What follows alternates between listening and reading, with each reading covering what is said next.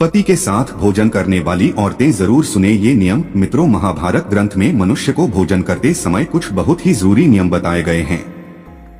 अगर कोई मनुष्य नियमों का पालन करते हुए भोजन करता है तो उसे आरोग्य के साथ ही सुख, समृद्धि और वैभव की प्राप्ति होती है। शास्त्र में बताई गई ये नियम वैज्ञानिक दृष्टिकोण से भी परिपूर्ण है। इस प्रकार से भोजन करने पर मनुष्य सभी देवी देवताओं का आशीर्वाद प्राप्त करता है तथा आप भी भोजन करते समय इन नियमों का पालन अवश्य करें। तो आइए जानते हैं वो कौन से नियम हैं। लेकिन उससे पहले अगर आप भी चाहते हैं कि लक्ष्मी माता का आशीर्वाद आप पर बना रहे तो इस वीडियो को एक लाइक करें और चैनल को सब्सक्राइब कर ले और कमेंट बॉक्स में जय लक्ष्मी माता जरूर लिखें। नंबर 1, भोजन बनाने वाली महिलाओं को स्नान करके ही शुद्ध मन से मंत्र जाप करते हुए ही रसोई घर में भोजन बनाना चाहिए। सबसे पहले 3 रोटियों, एक गाय के लिए, एक कुत्ते के लिए और एक कौवे के लिए अलग निकालकर फिर अग्नि देव को भोग लगाकर ही घर वालों को खिलाना चाहिए। नंबर 2, भोजन करने से पहले 5 अंग, 2 हाथ, पैर और मुख, इनको अच्छी तरह से धोकर ही भोजन करना चाहिए। भोजन से पहले अन्न देवता एवं अन्नपूर्णा माता की स्तुति करके उनका धन्यवाद देते हुए तथा सभी भूखे प्राणियों को भोजन प्राप्त हो, ईश्वर से ऐसी प्रार्थना करके ही भोजन को शुरुआत करनी चाहिए। नंबर 3, बात ऐसी अवस्था में भोजन ना करे शैया पर बैठकर अर्थात बिस्तर पर बैठकर, अपने हाथों पर रखकर या टूटे फूटे बर्तनों में भोजन कभी करना नहीं चाहिए।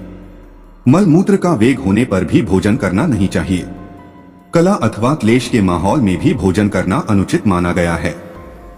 अधिक शोर शराबे के स्थान पर भी भोजन करना उचित नहीं। पीपल एवं वटवृक्ष के नीचे बैठकर भी भोजन नहीं करना चाहिए। परोसे हुए भोजन की कभी निंदा नहीं करनी चाहिए। खड़े खड़े भोजन करना भी अनुचित माना गया है। जूते पहनकर या सिर ढककर भी भोजन नहीं करना चाहिए। नंबर 4, भोजन किचन में बैठकर ही सभी के साथ करें। प्रयास यही करना चाहिए कि परिवार के सभी सदस्य के साथ मिल बैठकर ही भोजन किया जाए। नियमानुसार अलग अलग भोजन करने से परिवार के सदस्य में प्रेम और एकता कायम नहीं हो पाती है। भोजन का समय प्रातः और सायंकाल ही भोजन का विधान है, क्योंकि पचन क्रिया की जठराग्नि सूर्य देशी 2 घंटे के बाद तक एवं सूर्यास्त से 2.5 घंटे पहले तक प्रबल रहती है।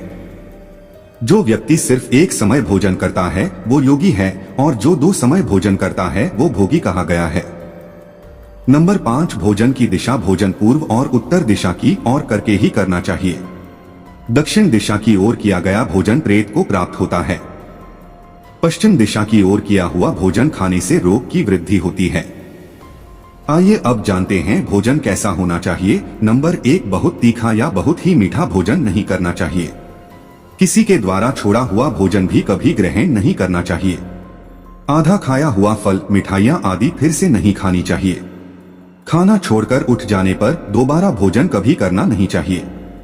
नंबर 2, श्राद्ध का निकाला हुआ बासी या मुंह से फूंक मारकर ठंडा किया गया भोजन भी करना अनुचित है। बाल गिरा हुआ भोजन भी ना करे। अनंदर युक्त अवहेलना पूर्ण परोसा गया भोजन भी कभी ना करे। कंजूस के द्वारा वैश्या के हाथ का शराब बेचने वाले का दिया भोजन भी और ब्याज का धंधा करने वाले व्यक्ति का भोजन भी कभी करना नहीं चाहिए। नंबर 3, जो कोई भी ढिंढोरा पिटकर खिला रहा हो वहाँ पर जाकर कभी भोजन नहीं करना चाहिए। पशु या कुत्ते के द्वारा छुआ हुआ भोजन कभी करना नहीं चाहिए। रजत वाला श्री के द्वारा परोसा गया भोजन भी करना अनुचित है। नंबर 4, भोजन के पश्चात क्या नहीं करना चाहिए। भोजन के तुरंत बाद पानी या चाय नहीं पीना चाहिए। भोजन के पश्चात घुड़ सवारी, दौड़ना, बैठना आदि प्रकार की कार्य नहीं करने चाहिए। भोजन के बाद क्या करें। भोजन के पश्चात दिन में भोजन करने के पश्चात टहलना चाहिए और रात्रि के समय 100 कदम टहलकर बाईं करवट में लेटना अथवा वज्रासन में बैठने से भोजन का पचन अच्छे से होता है। भोजन के 1 घंटे के बाद मीठा दूध एवं फल खाने से भोजन का पचन अच्छी तरह से होता है। नंबर 5, भोजन करते समय ध्यान रखें, भोजन के समय मौन रहे, रात्रि के समय भरपेट ना खाएं। अगर भोजन करते समय बोलना आवश्यक है तो केवल सकारात्मक बातें ही करें। भोजन करते समय किसी भी प्रकार की समस्या पर चर्चा ना करें। भोजन को बहुत चबा चबा कर खाएं। सबसे पहले मीठा, फिर नमकीन और अंत में कड़वा खाना चाहिए। थोड़ा सा भोजन करने वाले को और आयु, बल, सुख, सुंदर संतान और सौंदर्य प्राप्त होता है। नंबर 6, भीष्म पितामह ने अर्जुन को दिए महत्वपूर्ण संदेशों में कहा गया है कि जिस थाली को किसी का पैर लग जाए उस थाली का त्याग करना चाहिए। ऐसी थाली विष्ठा के समान त्याज होती है। भीष्म पितामह कहते हैं कि भोजन के दौरान थाली में बाल आने पर उसे वहीं पर छोड़ देना चाहिए। बाल आने के बाद भी खाए जाने वाले भोजन से दरिद्रता का सामना करना पड़ सकता है।